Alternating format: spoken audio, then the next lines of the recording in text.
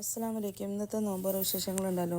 ഞാൻ എഴുന്നേറ്റപ്പോൾ തന്നെ ആദ്യം കൊച്ചുമത്തി ഇരിപ്പുണ്ടായിരുന്നു, അത് കറിയും വെച്ചു, ചിക്കൻ കറിയും വെച്ച്, പിന്നെ സമൂസക്കുള്ളതെല്ലാം റോൾ ചെയ്ത് വെച്ച്, പിന്നെ സ്നാക്സിന് കട്ട്ലേറ്റ് ആക്കി മുന്നേ വെച്ചിട്ടുണ്ട്. ഇതെല്ലാം കഴിഞ്ഞിട്ട് ഞാനൊന്ന് വഫയിൽ പോയി. സിറാജിക്ക് വന്നപ്പോഴത്തേക്കും നമുക്ക് കുറച്ച് സാധനം വാങ്ങിക്കണമായിരുന്നു. വഫയിൽ പോയി. അങ്ങനെ വഫയിൽ പോയി സാധനമൊക്കെ വാങ്ങിച്ചു. അവിടെ വെച്ച് അനിയനെയും കണ്ട് കുറച്ച് നേരം വർത്താനമൊക്കെ പറഞ്ഞിട്ട് നമ്മൾ തിരിച്ചെത്തുമ്പം 5 മണി കഴിഞ്ഞിട്ടുണ്ട്. 5:45 അടുത്താകുമ്പോഴത്തേക്കും ബാങ്ക് കൊടുക്കും. പിന്നെ ഓടിച്ചെന്ന് സ്നാക്സും ഉണ്ടാക്കി, ജ്യൂസും ഉണ്ടാക്കി എല്ലാം ആക്കിയപ്പോഴത്തേക്കും ബാങ്ക് കൊടുത്ത്. ഇതിപ്പം ബാങ്ക് കൊടുത്ത് നിസ്കാരമൊക്കെ കഴിഞ്ഞതിന് ശേഷം ഇനി ബാക്കി പണിക്കരുത്. കപ്പ വരട്ടണമായിരുന്നു, അതേപോലെ അട ചുടണമായിരുന്നു. അപ്പോൾ ആങ്ങളെയും വന്നിട്ടുണ്ടായിരുന്നു.